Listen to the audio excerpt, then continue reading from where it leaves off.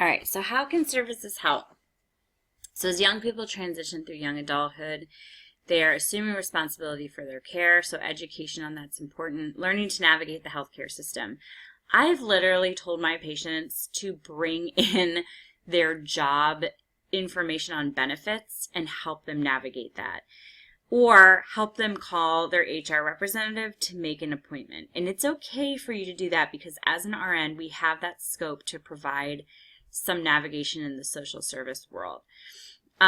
So for those of you who are care coordinators and maybe you help coordinate people who are leaving the hospital and you say to them, do you have health insurance? And they say no because it's too expensive through my job. Oftentimes people don't understand that it probably could be affordable through their job, that there's different options, that it's pre-taxed.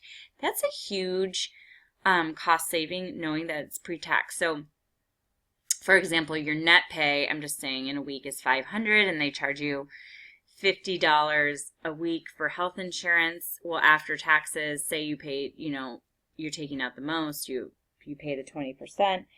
Now you're making $400, and then they think that after that it's another $50, so it's $350 taking home. Well, it's not.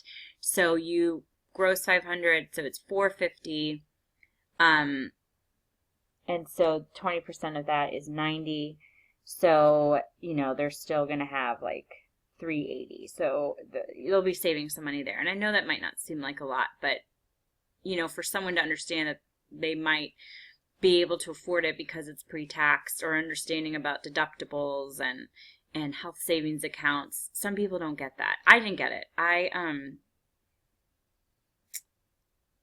one day got a bunch of bills like after I graduated from college from for to pay my insurance, and I'm like, what's a deductible? I didn't know what that was. And I kept sending it back to my insurance like, you have to pay this. And they're like, no, honey, let me explain to you what a deductible is. Someone was really nice and took the time. And I was a nurse. Like, clearly people don't know how to navigate the healthcare system. Developmentally based focused care. So reducing mortality and morbidity by enabling recognition of emerging conditions. So emerging pre-hypertension, pre-diabetes, metabolic syndrome, depression, eating disorders, domestic violence, and promoting healthy behaviors. So if you know someone who drinks a lot, okay, so someone graduated from college and now they're still drinking like they're in college, you are now talking about alcoholism, okay? And not to say that kids in college aren't alcoholics, but now you have this chance to talk to them about it. And if someone's like, yeah, I'm drinking a 6-pack every night, that's a problem. And if that persists for more than a year, we're talking some pretty strong liver damage. And so promoting healthy behaviors, getting people into AA, or talking to them about quitting. Maybe they aren't addicted yet and they can just stop because they didn't understand that 6-pack is actually really bad. And you'd be surprised what people don't understand. They're on their own. They don't have anyone cooking for them anymore, so they're eating ramen noodle every day, which is 5,000 milligrams or 4,000 milligrams of sodium. Okay, well, we need to address that. And then improving management of chronic conditions.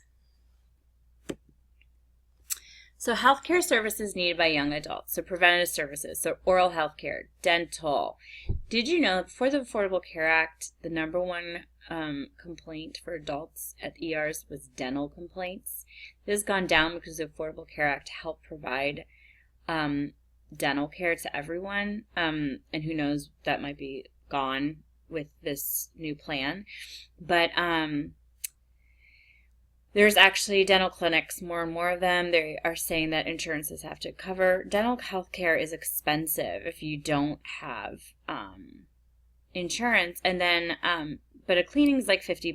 But understanding the importance of cleaning every year, and people saving $50 a year, that can be a stretch for someone. I know when I was 22, having an extra $50, I did not want to spend it on my teeth. Substance use, nutrition and exercise, safety and violence, sexuality, and immunizations.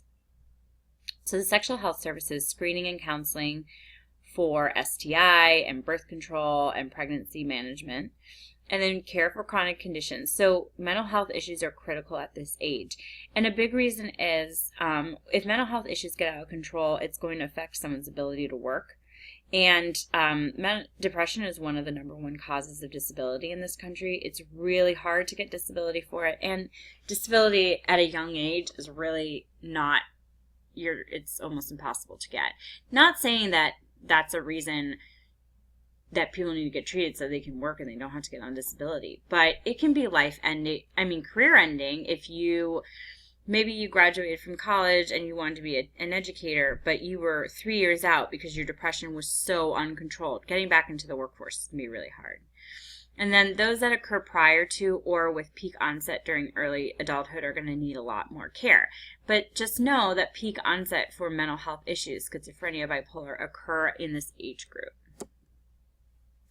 So where young adults access care. So office-based visits, 55%. Any healthcare utilization is about 72%. Hospital outpatient visits, 17%. ER is 15%. And then it goes down. So have a usual source of health care. Adolescents, you see 95, how much that drops after they graduate from high school. Goes from 95% to 67% males and 95 to 79% females, and that's because 79% there's still OB-GYN type issues. So regular pap smear starting at age 21, birth control, STI and STD. And a main issue with that is women have symptoms of STDs, STIs. A lot of times men don't. Gonorrhea, yeah, they'll have symptoms. Sometimes chlamydia, they don't. For sure, trichomonas, it's like only 10% of men. Syphilis. So all those issues, they might not notice, so they don't seek health care. Okay, so having a full year of insurance, look how much it drops after someone turns 18. Unmet needs in mental health. So the past year treatment for mental health and substance abuse among 18 to 25. So major depressive episodes, 53% of them are female and 42% are male. And then it goes down. So look how hard it is to get treatment for alcohol and drug abuse. And it's hard to even it's hard to even find those problems. So screening is really important. Preventative service received by young adults. So blood pressure check is the highest, and that's because anytime you go in for a doctor's appointment, you're going to get your blood pressure checked, except for maybe mental health issues. Okay, talked about smoking, if they're a smoker. Look how much that drops for men, 31%. Women, it's 51%, oftentimes because you're at an OB-GYN.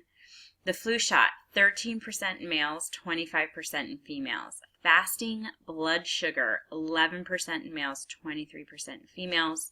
And then talking about diet. So males are a vulnerable, young adult males are a vulnerable population. Women are too, but just look how low these rates are.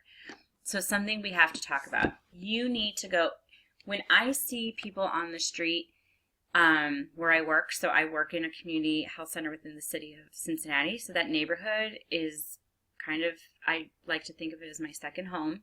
And when I see kids on the street, when people come in for their health, like they need to get something signed for their insurance or for their job, they want condoms, STI. I work a lot. I do a lot of STD screening and stuff with this age group and men, and I say, you need to come in for a regular checkup because I want to check your blood sugar. Oh, I don't have diabetes. You might not, but you could be pre-diabetic, and I want to talk about it. I want to talk about your diet. Oh, I'm not overweight. I bet you're not overweight. But just per epidemiology, you come from a low socioeconomic neighborhood. You don't have great access to fresh, healthy foods because you live in this neighborhood. The closest grocery store with good, healthy foods is 6 miles away. You don't have a car. Chance of you taking the bus to go buy good groceries is slim, right? So I want to talk to you about your diet and options to help you get access to better food. When I see people smoking, I give them my card and I say, hey, do you need a medical provider? Come see me. And these are just things that we just do as nurses because we want to reach out.